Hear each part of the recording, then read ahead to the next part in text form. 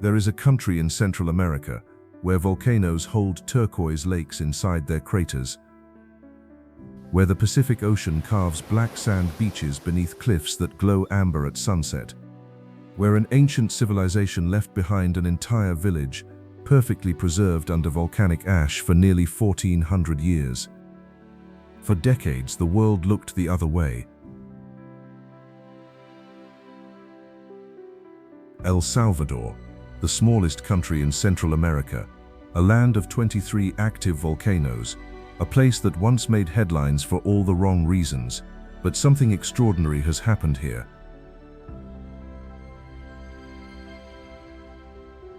In 2025, over 4 million international visitors arrived, a record that stunned even the most optimistic predictions.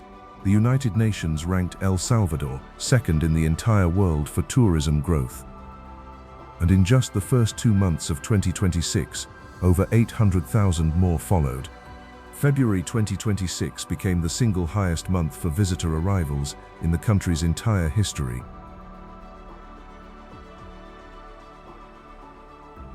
What changed?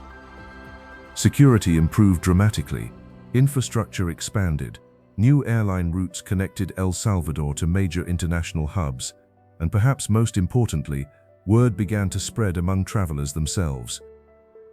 This country was not what they expected. It was better.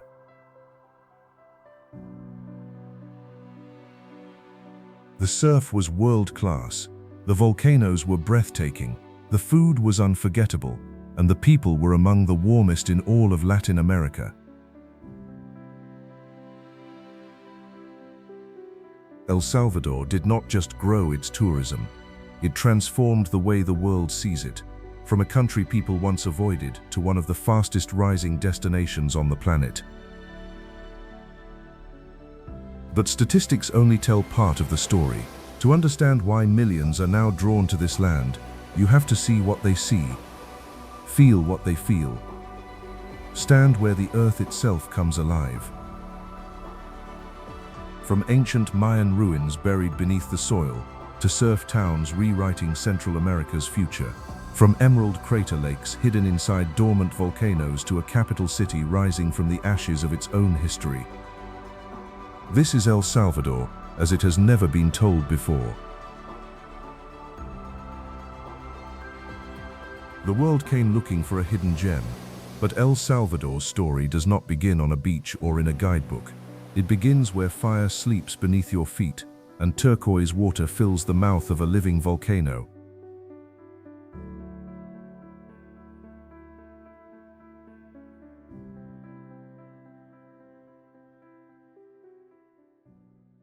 El Salvador sits on one of the most volatile strips of land on the planet.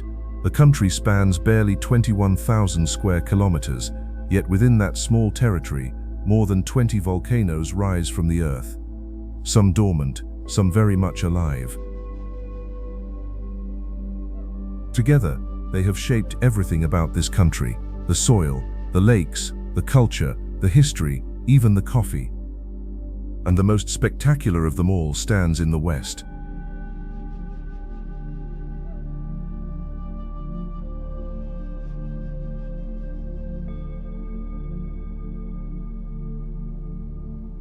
Santa Ana Volcano, also known by its indigenous name Coatepeque, is the highest point in El Salvador. It rises 2,381 meters above sea level. Its summit holds one of the most surreal sights in Central America.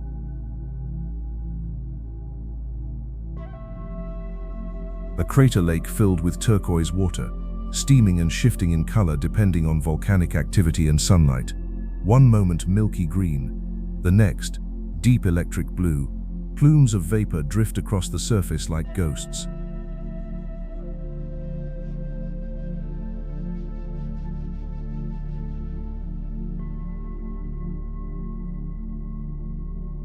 The hike to reach it takes roughly 2 hours through tropical cloud forest.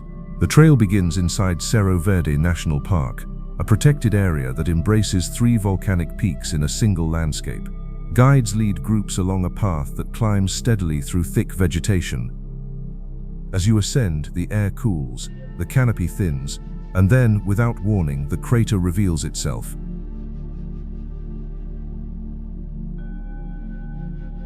Jagged rock, alien color, absolute silence broken only by wind. The most recent significant eruption occurred in 2005, a reminder that this beauty sits on borrowed calm.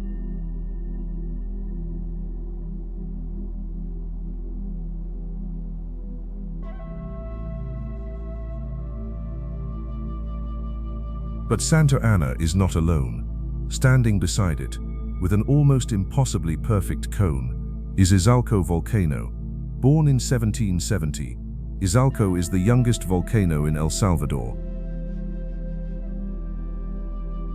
For nearly 200 years, it erupted so consistently that sailors in the Pacific used its glow as a navigational beacon. They called it the Lighthouse of the Pacific.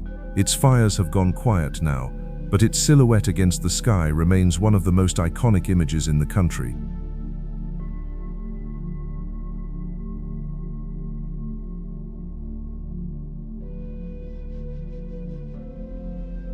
The third peak in this volcanic trinity is Cerro Verde itself.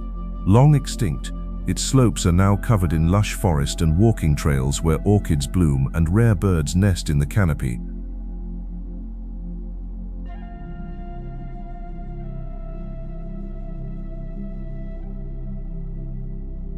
From the ridgeline of Cerro Verde, the view stretches in every direction.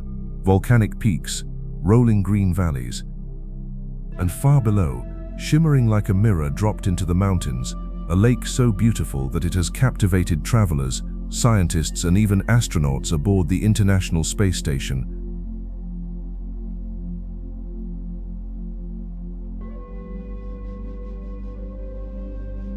Its name comes from Nahuatl. It means mountain of serpents, and without warning, its waters sometimes abandon their deep blue and shift to a color that looks like it was stolen from another planet.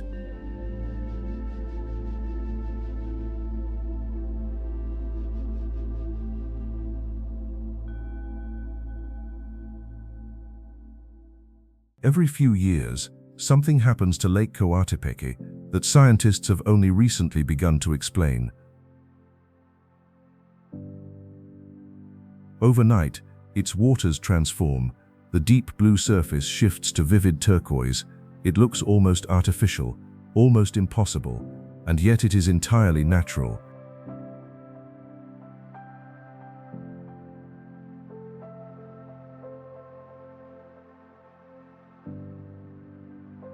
Lake Coatepeque sits inside a massive volcanic caldera that formed between 72,000 and 51,000 years ago through a series of cataclysmic eruptions. Today, the crater holds a lake spanning over 25 square kilometers, with a maximum depth of 115 meters. It rests 745 meters above sea level, cradled between the flanks of Santa Ana Volcano and the forested slopes of Cerro Verde.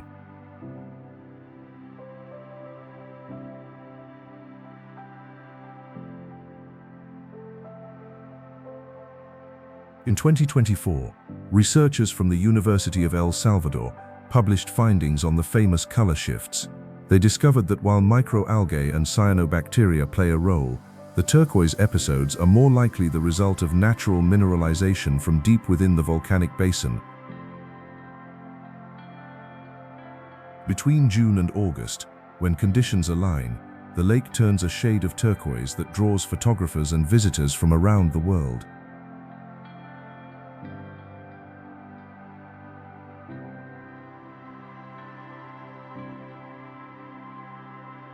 In February 2026, an astronaut aboard the International Space Station photographed Coatepeque from orbit.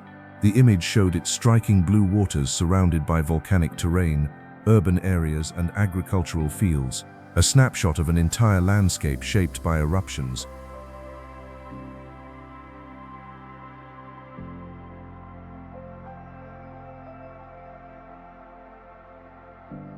Within the lake sits Isla del Cerro, also known as Isla Teopan, a small island formed by a lava dome that rose from the caldera floor long after the original eruptions. It adds a touch of mystery to an already extraordinary scene.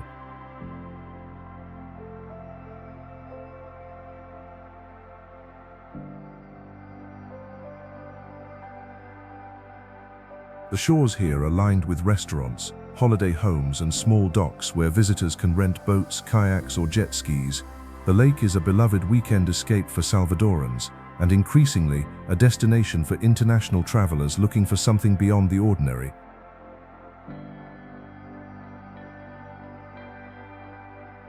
Coatepeque was born from destruction, but not far from its shores.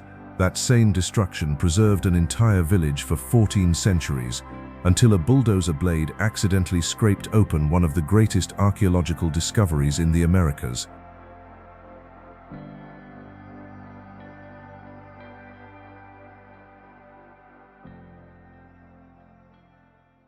In 1976, a bulldozer operator working on a government grain storage project struck something buried beneath the soil near the town of San Juan Opico.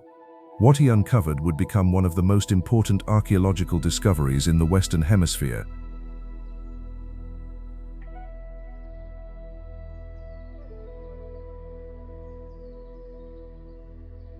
Joya de Cerén, a pre-Columbian farming village, buried under 15 to 20 feet of volcanic ash around the year 600 AD, when the nearby Loma Caldera volcano erupted without warning. But here is what makes Joya de Cerén different from almost every other ancient site in the Americas.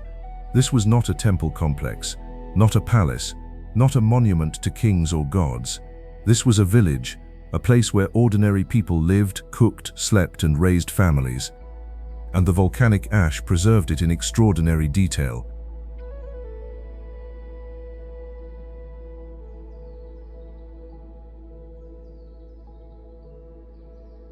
Archaeologists found sleeping mats still laid out in bedrooms, bean-filled pots sitting where they were left, ceramics, tools, and personal belongings, exactly as their owners had placed them on the day the sky turned dark.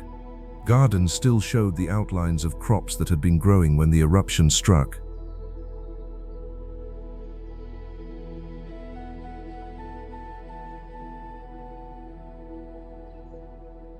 Eighteen structures have been identified so far: homes, a communal bathhouse, a meeting hall, and what may have been the dwelling of a healer or shaman.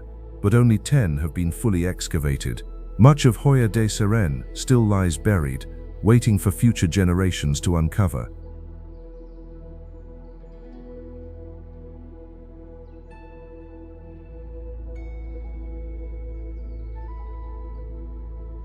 No human remains have ever been found at the site. Researchers believe the residents had enough warning to flee before the ash arrived. Their homes stayed behind, sealed in a time capsule that would not be opened for nearly 1400 years.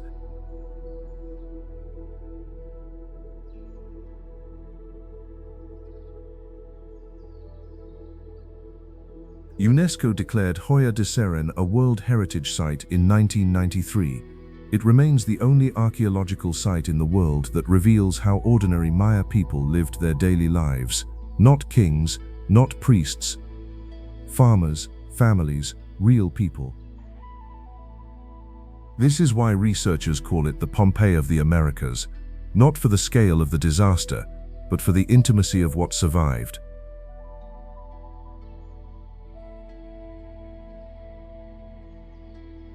Joya de Cerén revealed the quiet side of the Maya, but just an hour away, they left behind something that speaks of raw power, a pyramid that connected this tiny corner of the world to empires spanning thousands of kilometers.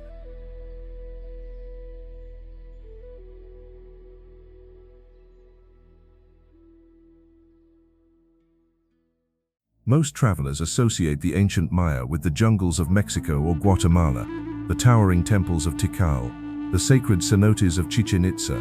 Few realize that the Maya world extended further south, that at its southeastern edge, in what is now western El Salvador, they built a ceremonial complex that connected them to civilizations spanning thousands of miles.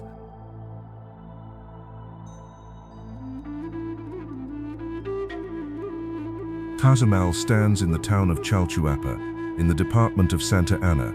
Its main pyramid rises roughly 23 meters, about 75 feet, above the central plaza. It is the tallest Mayan structure in El Salvador, and its history reaches back further than most visitors expect.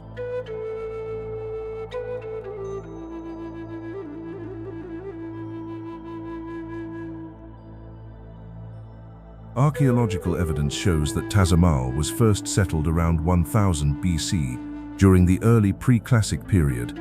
That makes its origins over 3,000 years old. Over the centuries, it grew into a major ceremonial center with connections that stretched across Mesoamerica.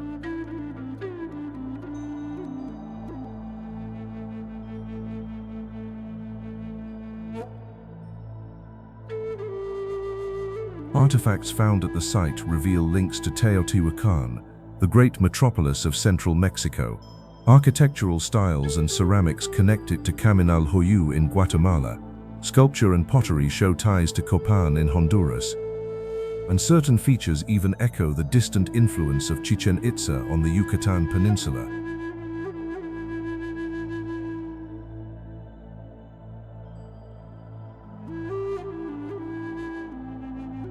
Among the most remarkable discoveries are 3 gold ornaments created using the lost wax technique. Dated to approximately the 8th century AD, they are among the earliest metal artifacts ever found anywhere in the Maya world. Carved sculptures depicting the deity Xipe and jaguar effigies point to deep ritual and spiritual traditions.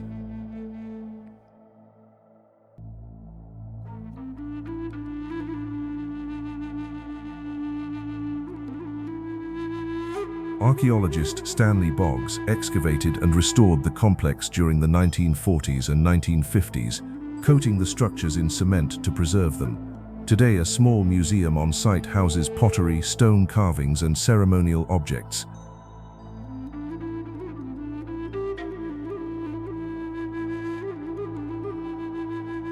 And Tazumal is not alone. Within walking distance sits Casablanca, another Maya site with 5 pyramids of its own.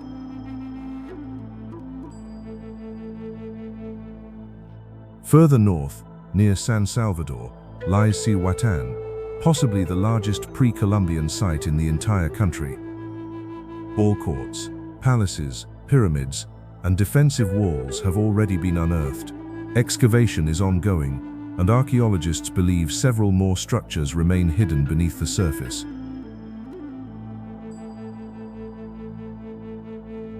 The Maya carved their legacy in stone, but centuries later, a new kind of empire rose in their shadow, built not with pyramids but with coffee money and cathedral spires.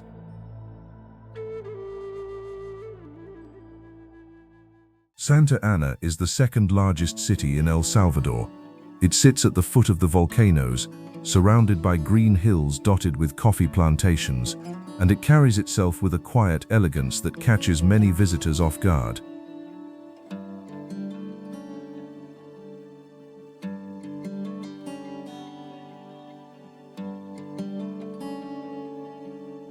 The wealth of Santa Ana was built on coffee. During the late 19th and early 20th centuries, the coffee trade transformed this city into a center of commerce, culture, and architectural ambition. The money that flowed through its streets paid for buildings that would not look out of place in a European capital.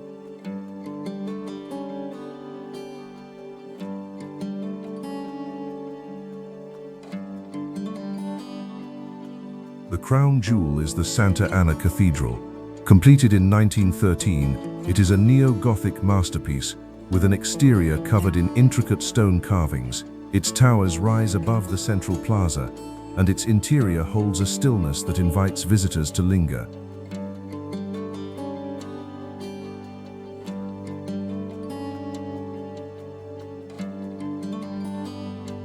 Across the plaza stands the Teatro de Santa Ana, a neoclassical theater with a pastel green facade that has become one of the most photographed buildings in the country. Inside, the ornate interior hosts performances and cultural events that reflect the city's growing arts scene.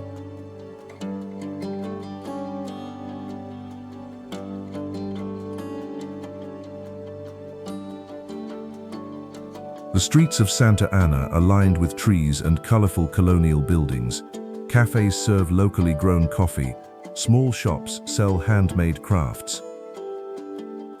The pace is slower here. The atmosphere is welcoming. It feels like a city that has rediscovered its own beauty and decided to share it with the world.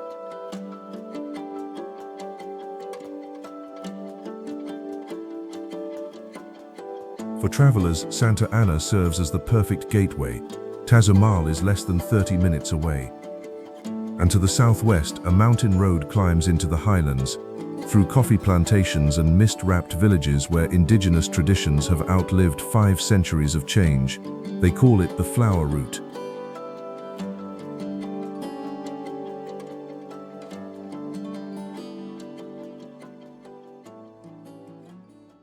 There is a road in western El Salvador that connects 5 villages, each with its own personality, its own rhythm, and its own reason to make you stay longer than you planned. The Ruta de las Flores curves through the highlands south of Santa Ana. It links the towns of Nahuizalco, Salcatitan, Huayua, Apanica, and Concepcion de Ataco. Along the way, the landscape shifts between coffee plantations, flower-covered hillsides, and misty mountain forests.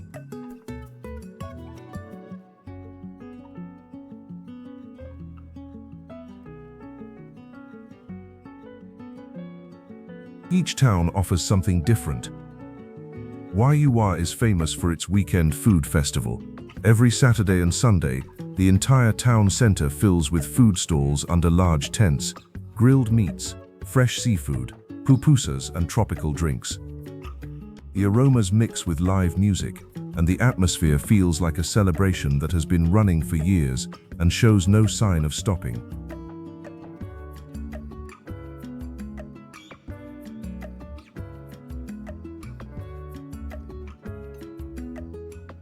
Nearby, Concepcion de Ataco draws visitors with its colorful murals, artisan workshops, and a lively weekend nightlife that contrasts with its quiet weekday calm.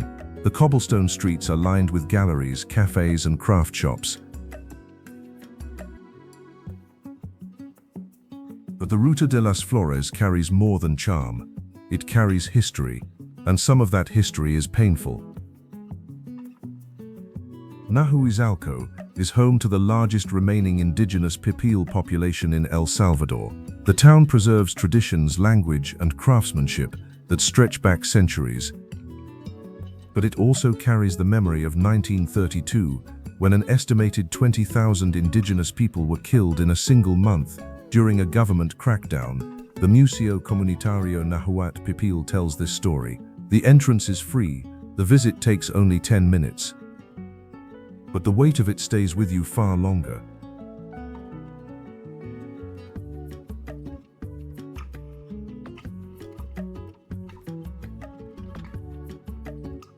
Hidden near Nahuizalco, a waterfall called Cascada La Golondrinera waits at the end of a short hike through a narrow river canyon. It is one of El Salvador's best-kept secrets. Few guides even know about it.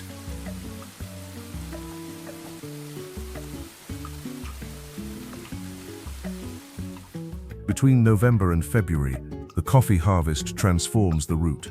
The hillsides come alive with workers picking ripe cherries by hand. Finca tours invite visitors to see the process from plant to cup. The coffee grown here is among the finest in Central America.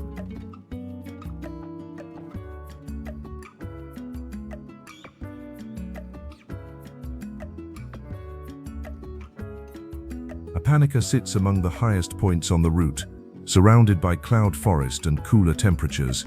It feels like a different world from the Pacific coast just 90 minutes away.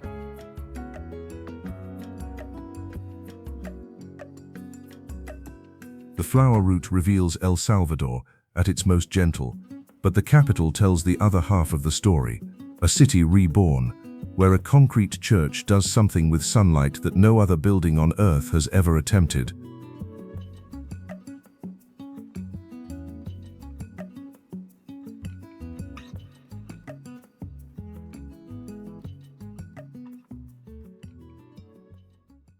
For years, guidebooks told travelers to skip San Salvador, move through quickly, do not linger after dark. Today, those guidebooks are being rewritten. San Salvador is a city of contrasts. Volcanic peaks frame the skyline. Modern towers stand beside colonial landmarks. Traffic fills the avenues while street vendors sell fresh fruit and pupusas on every corner. It is loud, alive, and unmistakably real.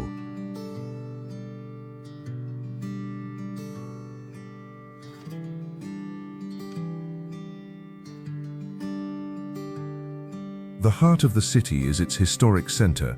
The Palacio Nacional anchors the main plaza with its neoclassical columns and stories of fires and earthquakes that have tested its walls over more than a century. Tours through its halls reveal the layers of history that shaped the nation.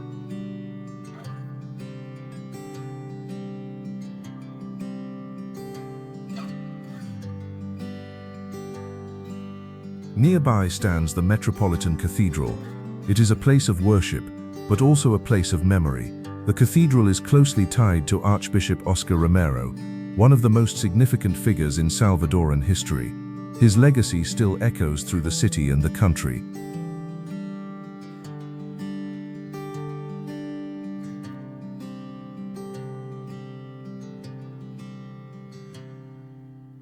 But the most unexpected treasure might be El Rosario Church. From the outside, it looks industrial, almost brutalist, a concrete shell that gives nothing away. Step inside, and the experience changes completely. The curved ceiling is embedded with fragments of colored glass. As sunlight moves through the day, it casts shifting rainbows across the walls and floor. The effect is unlike any church in the world. It was designed in the 1960s by Salvadoran architect Rubén Martínez, and it divided opinion at the time. Today, visitors call it one of the most beautiful sacred spaces they have ever entered.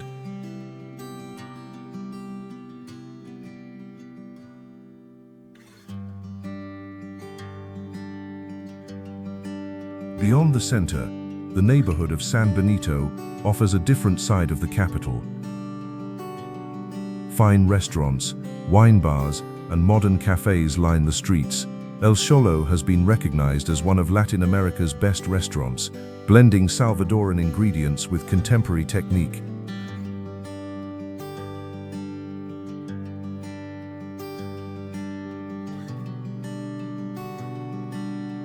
And just a short drive from the city, El Boquerón National Park sits at the top of an ancient volcano. The main crater is enormous, and at its center, a smaller crater called El Boqueroncito sits nested within, a crater inside a crater.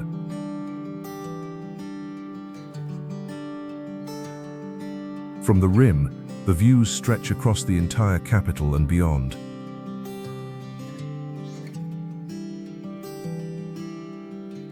The mountains gave El Salvador its soul, but the ocean gave it its heartbeat. And where volcanic rock meets the Pacific, the waves have started a revolution of their own.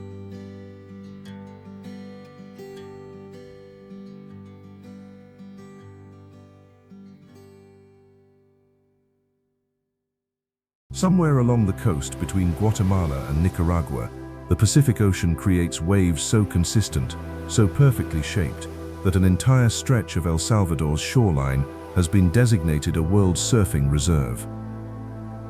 This is where the country meets the sea, and it is unlike any coastline you have seen before.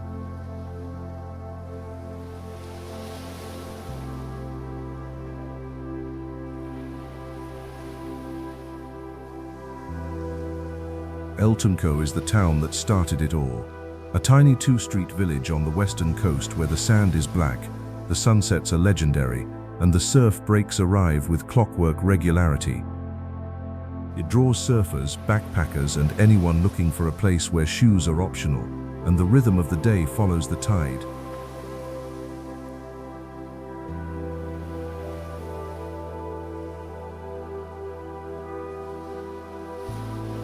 The waves are best early in the morning. The beach caves reveal themselves at low tide, and in the evening, The bars come alive with music that drifts across the sand.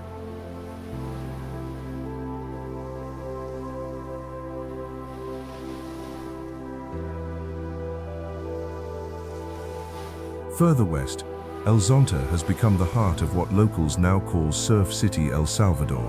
It is quieter than El Tunco, more contemplative. Beach cafes serve fresh coffee with ocean views. Yoga classes stretch along the shore at sunrise. It is a place that rewards those who slow down.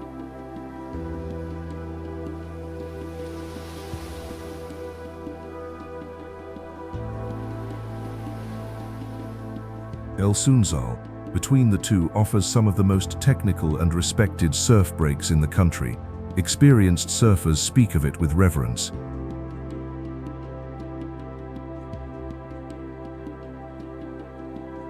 But the real surprise lies further east.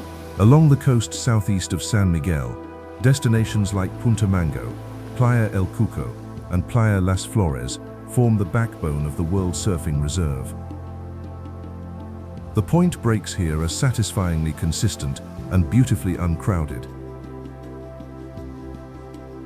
In 2025, 5 major international surfing competitions were held along this coast, putting El Salvador firmly on the global surfing map.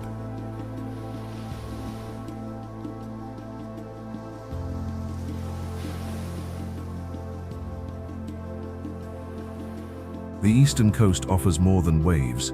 At El Cuco, conservation programs invite travelers to participate in baby sea turtle releases. Watching tiny hatchlings scramble across the sand toward the ocean for the first time is the kind of experience that stays with you.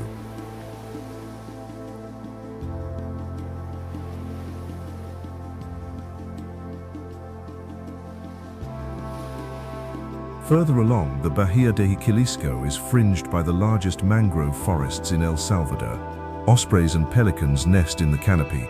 Hawksbill turtles return each year to lay their eggs on protected beaches.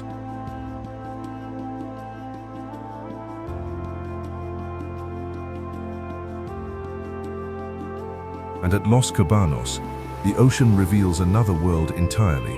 Snorkelers and divers explore reefs populated with parrotfish, rays, eels, and sea turtles. Wreck divers can descend to the rusted hull of the SS Douglas, a coffee freighter that sank on its way to Germany in 1980. Between November and April, humpback whales migrate through these waters. Boat tours take visitors out to witness them.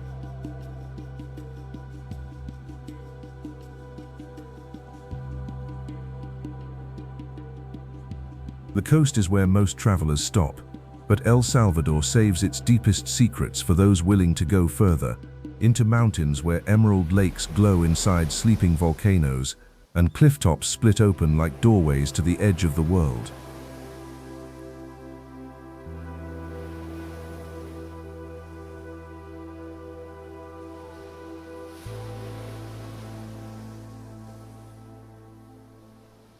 The places that change you most are often the ones you never plan to visit.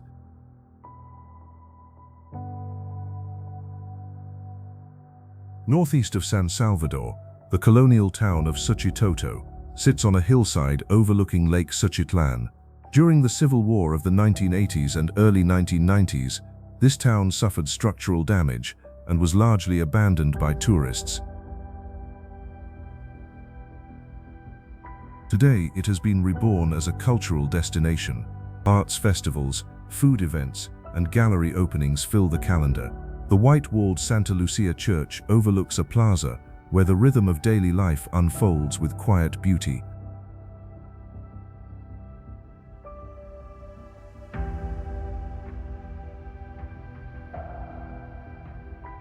Near Suchitoto, Los Tercios waterfall drops over a wall of perfectly hexagonal basalt columns.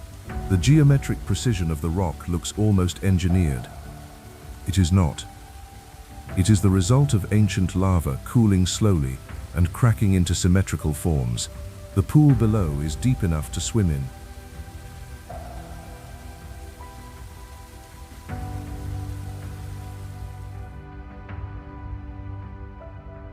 Further east, the small mountain town of Alegria guards one of El Salvador's most magical secrets.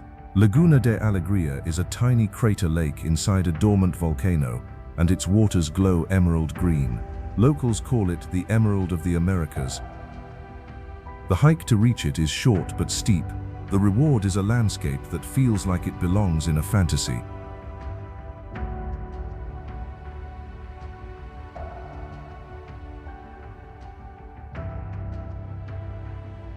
South of the capital, the rock formation known as Puerta del Diablo, or Devil's Door, offers one of the most dramatic viewpoints in the country. Two massive boulders frame a natural window that looks out across the indigenous town of Panchimalco, the vast expanse of Lake Ilopango, the twin peaks of San Vicente Volcano, and the Pacific Ocean beyond. Over 60 rock climbing routes have been mapped in the surrounding area.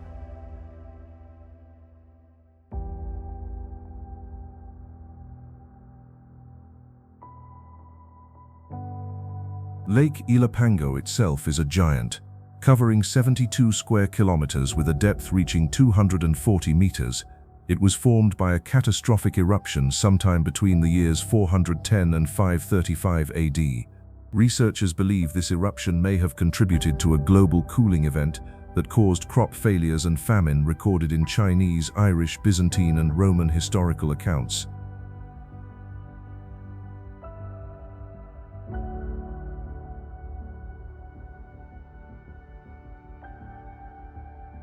At the far southeastern tip of the country, Conchagua volcano offers what many call the finest sunrise in El Salvador. From its summit, the view stretches across the Gulf of Fonseca, where the waters of three nations, El Salvador, Honduras, and Nicaragua meet. The islands of Conchaguita, Mayanguera, and Zacatillo scatter across the Gulf like stepping stones.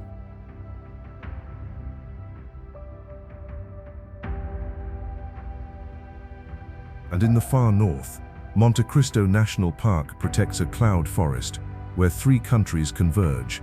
The canopy is thick, the air is cool and damp, and the wildlife gives Costa Rica a run for its reputation.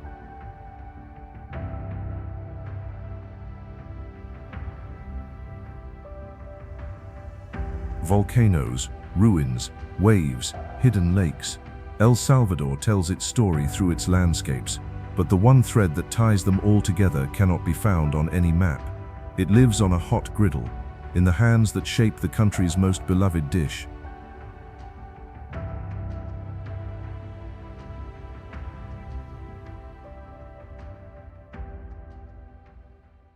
You can learn more about a country from a single meal than from 100 monuments.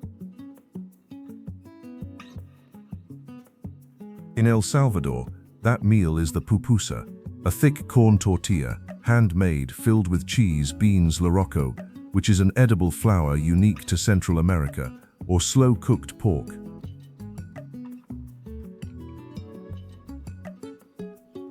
It is pressed flat on a hot griddle until the outside is golden and slightly crisp. It is served with curtido, a tangy cabbage slaw, and a light tomato salsa.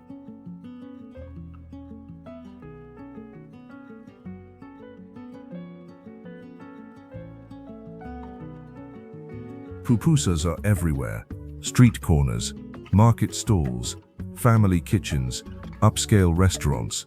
They cost almost nothing, and they taste like home, even if you have never been here before.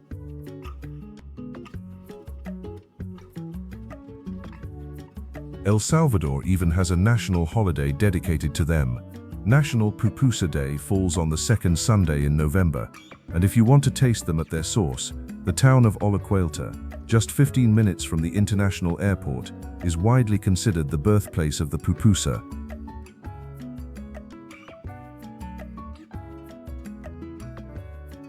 But the food goes far beyond this single dish. Coastal towns serve fresh ceviche, grilled fish, and lobster pulled from the Pacific that morning. Yuca frita, fried cassava, is a beloved side dish found on nearly every table. And the coffee, grown on volcanic slopes along the Ruta de las Flores, is among the finest and most underrated in the world.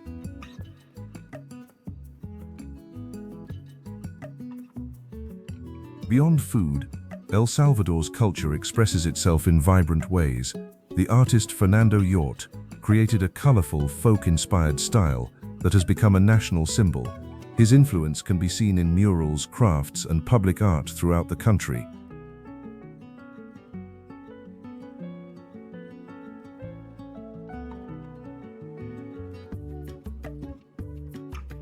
And then there are the people. Travelers consistently describe Salvadorans as some of the most welcoming and generous people they have encountered anywhere. There is a warmth here that cannot be manufactured. It comes from a culture that values connection, hospitality, and shared experience.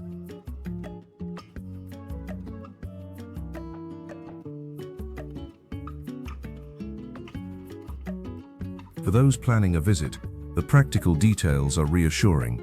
El Salvador uses the US dollar, which simplifies transactions. The country is compact, so travel distances are short. From the capital, you can reach the coast, the mountains, a crater lake, or a national park within 90 minutes. The dry season, from November through April, offers the most reliable weather, and a trip of 7 to 10 days allows enough time to experience the highlights without rushing.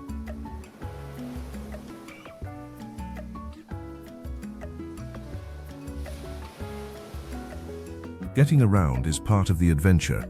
The famous chicken buses, retired American school buses repainted in wild colors, rumble along routes connecting towns across the country.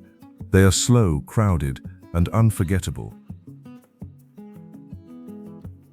A country this small should not hold this much, and yet it does.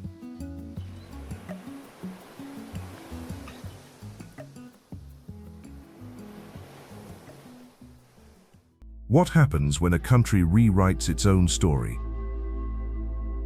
The answer is here, in the steam rising from a volcanic crater lake, in the ash that preserved the homes of families who lived 14 centuries ago, in the pyramids that connected ancient civilizations across thousands of kilometers, in the waves that break on black sand beneath a Pacific sunset.